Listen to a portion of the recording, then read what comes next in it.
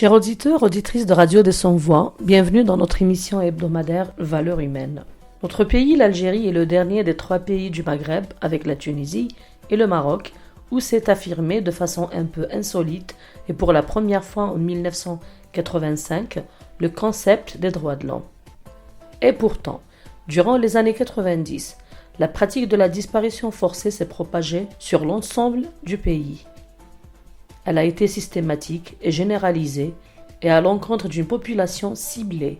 L'État fait la sourde oreille face aux multiples appels des familles de disparus qui luttent souvent seuls, soutenus par quelques militants des droits de l'homme. Ces derniers souhaiteraient témoigner au micro de Radio des Sans-Voix aujourd'hui. Notre ami Ares Karad était présent lors des journées portes ouvertes organisées par l'association Rage à Béjaïa pendant l'été 2016. Il est revenu avec quelques témoignages de militants qui ont toujours soutenu la cause des familles de disparus en Algérie. Je vous invite ainsi à suivre cette première partie juste après le jingle. Bonjour monsieur. Bonjour Est-ce que vous pouvez vous présenter? à vous et bonjour aux auditeurs de votre émission. Bonjour à Madame Dutour et à ses collaborateurs et tous les parents des disparus. C'est moi la voix. Non, c'est moi la voix. Non, c'est moi la voix. Nous sommes la voix. Nous sommes tous la voix des sans-voix. J'ai participé à certaines manifestations de quelques mercredis à côté de ce palais de Rsanteni, de triste mémoire, et sur la place de Addis Abeba, où les parents de disparus ont été maltraités et malmenés, tabassés, insultés injustement. Et j'ai fait une intervention au moment où Hassan lui-même est tombé dans les pommes, évanoui à un moment donné.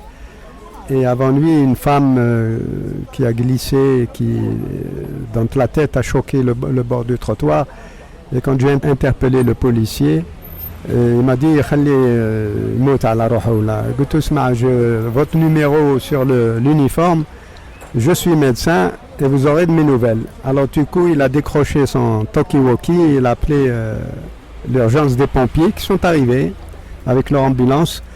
On a sorti un premier brancard et puis un deuxième brancard pour amener aux urgences aussi bien Hassan que cette dame s'est évanouie après avoir glissé. Il pleuvait ce jour-là, il faisait mauvais. Il pleuvait beaucoup. Moi, je militais auprès du FFS. Je suis un petit militant du FFS. Et on a fait un rapport, ceux qui ont pris des photos, ceux qui ont pris des expressions de manifestants, où je retiens cette expression d'une dame qui a été bousculée par un policier. Elle lui a dit toi عندك القوة عندك الفرصة عندك لي مسكل عندك صحيحك مليحك تاكل اللحمة. قال لها ناكل اللحمة ومن بعد قالت له أني ناكل الخبز اليابس depuis 10 ans مدة 10 سنين. لما حكمت ولدي صافي 10 سنين il a disparu. Quand je me rappelle ça, ça m'émeut. Alors, à ce moment-là, évidemment, la manifestation a été sabordée parce qu'ils ont arrêté des bus, ils ont embarqué les manifestants. Mais moi, j'ai accompagné l'ambulance aux urgences du Mustapha et on nous a conduits directement auprès du médecin des urgences où il y avait eu foule. Et à ce moment-là, ils ont pris rapidement, le plus possible, les 2 blessés qui étaient... Et la répression y est toujours, hein. On est à 23 ans, à 23 ans. Oui, la répression... sont malmenés, abattus. D'ailleurs, oui. La dernière fois, le 30 août oui. dernier, c'était Oui. journée internationale. Oui. Et les mamans ont tenu toujours, comme la tradition le veut. Oui. Elles y sont, elles sont parties elles ont fait le rassemblement, Mhm. elles ont été tabassées. Oui. Une seconde fois, et des mamans vidées de leur force, qui sont gravement malades. Oui. Elles ont des maladies chroniques, نعم. des arthroses, une Mhm. hypertension. Oui, des c'est des personnes âgées, مساكن, Voilà, c'est des et personnes malmenées, âgées. Elles ont surtout le passé, stress. 25 ans de leur vie, un quart Voilà, d'un siècle dans la rue, dans la rue. à chercher Ça, la justice et Ça. sortent leurs enfants. C'est ça. صحيت. Alors donc, je suis remonté de l'hôpital une fois que je m'étais assuré que les blessés étaient pris en charge, mais arrivé sur la place Addis Abeba, il n'y avait plus personne et on m'a dit que on a arrêté les bus de la RSTA, on les a embarqués là-dedans et puis on les a amenés loin d'Alger Oui. pour les Après, lâcher. ils ont الحكومة حتى الهراوة. Ils les ont fait ressortir de toute Voilà. l'agglomération. Mais le mercredi d'après suivant, entre les deux mercredis, j'ai remarqué que des électriciens et des techniciens grimpaient malgré la pluie pour installer des caméras afin de filmer tout ce qui se passait dans les ruelles qui ramenaient vers la place Addis Abeba à côté de ce truc des soi-disant des rois de l'homme d'Orsum Teni. Le mercredi donc suivant, j'étais étonné de constater que la majorité des policiers qui étaient là pour empêcher le rassemblement étaient constitués d'éléments féminins, de policières. Et la policière embrassait la maman, elle l'embrasse, lui dit Matrafish, Inch'Allah Nilgawa, etc. Il y a eu un changement d'attitude. Pourquoi? Alors on s'est posé la question, je me suis posé la question avec mes camarades au siège du FFS qui se trouvait un peu plus haut, boulevard 56, boulevard Sweden et Boujma. Alors ils m'ont dit, on a envoyé à Hussein Ahmed Allah Yarhamou à l'époque un rapport avec les enregistrements, avec le rapport écrit, on les a faxés, on les a envoyés à Sil Hussein par internet, et lui a saisi immédiatement les responsables onusiens qui se trouvent à Genève, quand responsable des droits de l'homme, il leur a dit voilà les preuves. Le gouvernement algérien piétine les conventions qu'il avait signées au nom du peuple algérien, et voilà les preuves photographiques, comment dire, audiovisuelles et scripturales, n'est-ce pas, que ce gouvernement. C'est pour ça que au cours de cette semaine, ils ont changé de tactique et ils ont envoyé l'élément féminin pour calmer. Mais ça n'a pas duré, malheureusement, ça n'a duré que cet épisode-là, puisque la violence a repris de nouveau. Et ce sont de mauvais élèves, comme dit le général Diap de la France, c'est un mauvais élève, il ne tire pas les leçons. Ce gouvernement, ce pouvoir algérien ne tire pas les leçons des situations kafkaïennes qui créent, hein, en reniant le droit du citoyen à exiger la justice, qui est un droit légitime à travers l'universel, hein, et à traduire devant la justice grâce à cette loi qu'on ne peut pas, c'est la loi sur la réconciliation nationale et la paix, qui n'est pas vraiment une loi de la réconciliation nationale, parce que la vraie réconciliation, Hussein Ahmed l'a réclamée déjà depuis 1963, mais cette loi de 2005 de Bouteflika, qu'il a faite passer par un référendum populaire, etc., n'est qu'une auto-amnistie. Ils font des gaffes contre le peuple et ils veulent s'auto-amnistier à travers cette loi. Mais ça ne tient pas la route, parce que c'est basé sur un mensonge, c'est édifié sur une faute politique, une erreur, et tout ce qui est bâti,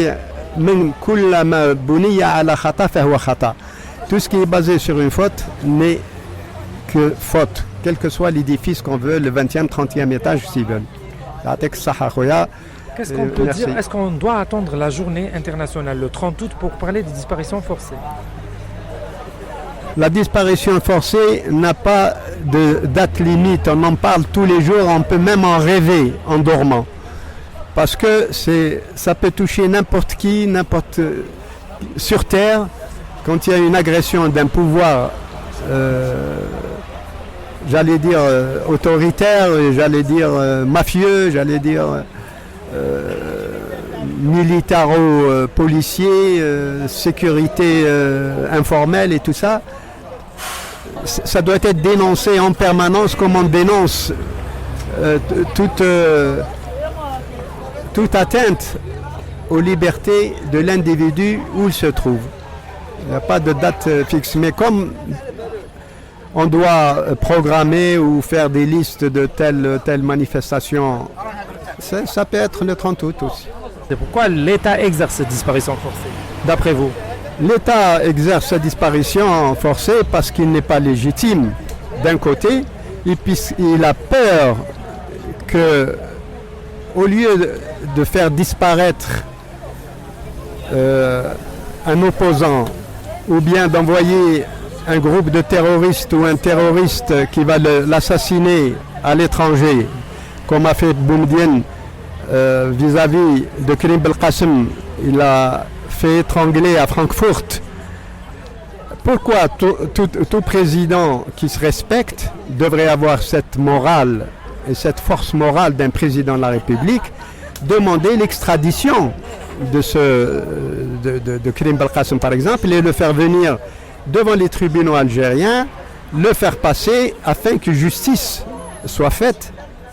Mais non, pour enlever tout témoignage, effacer toute trace de témoignage qui les implique dans leur faute politique, dans leur abus d'autorité, eh bien, ils vont envoyer quelqu'un pour le faire disparaître, en l'éliminant physiquement ou en le faisant noyer dans du béton ou dans un océan, etc. C'est parce que ce pouvoir n'est pas légitime et il sait très bien qu'il n'est pas aimé par le peuple, mais le peuple l'applaudit souvent parce que la popularité de Boumediene, par exemple, était très forte. Il était populaire, mais par populisme. Il a gagné le populisme en ayant un discours très flatteur, un discours et ensuite et aussi un moyen de faire pression dans toutes les différentes formes de la pression qu'on peut exercer, soit corruption, soit torture, soit donner des pouvoirs aux gens qui aiment, qui ont de l'ambition à avoir des postes, machin, ils leur donnent des postes, mais après ils les égouillent ou la haja. Vous savez que la radio des Sans-Voix a été blacklistée, a été mise sous liste noire. C'est-à-dire que c'est une radio qui n'est pas la bienvenue en Algérie. Certes, parce que les sujets qu'on traite les dérangent. C'est les droits de l'homme, c'est les familles des disparus. Je dis que nous sommes sur la même liste que cette radio et on peut disparaître d'un moment à l'autre par ce pouvoir. Je crois qu'il recule devant rien, surtout pas devant l'éthique politique qui lui fait défaut. Et surtout qu'il a beaucoup de moyens pour faire taire la parole de la vérité. Et de falsifier, il a les moyens de falsifier l'histoire ou de diviser pour régner. Disait Boumediene, divise pour régner. Alors c'est... Est-ce que ce dossier peut, c'est-à-dire un jour voir le jour et il y aura une vérité? Est-ce qu'il y aura un jour? Il y a de l'espoir. Tant qu'il y a la vie, il y a de l'espoir. Du système Il y a de l'espoir parce que comme un fruit sur un arbre, il mûrit et à la fin, qu'est-ce qu'il fait? Il pourrit et il tombe.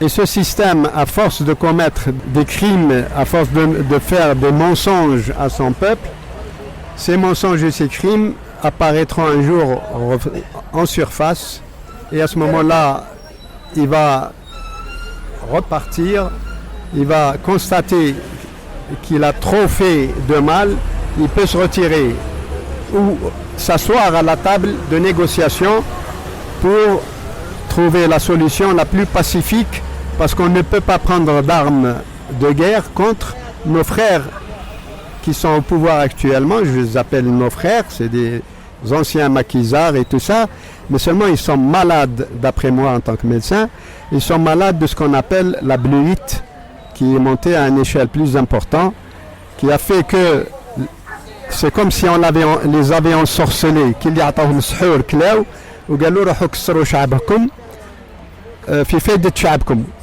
Ils sont en train de casser ce peuple qui fait que le peuple recule de plusieurs siècles par rapport aux autres peuples qui nous devancent maintenant, alors que c'est nous qui leur avons enseigné beaucoup de choses. Et aujourd'hui, nous allons apprendre à leur côté. Même il y a le renversement de l'échelle des valeurs à cause de cette politique de dictature, d'autoritarisme, par des gens qui n'ont jamais été élus par le peuple.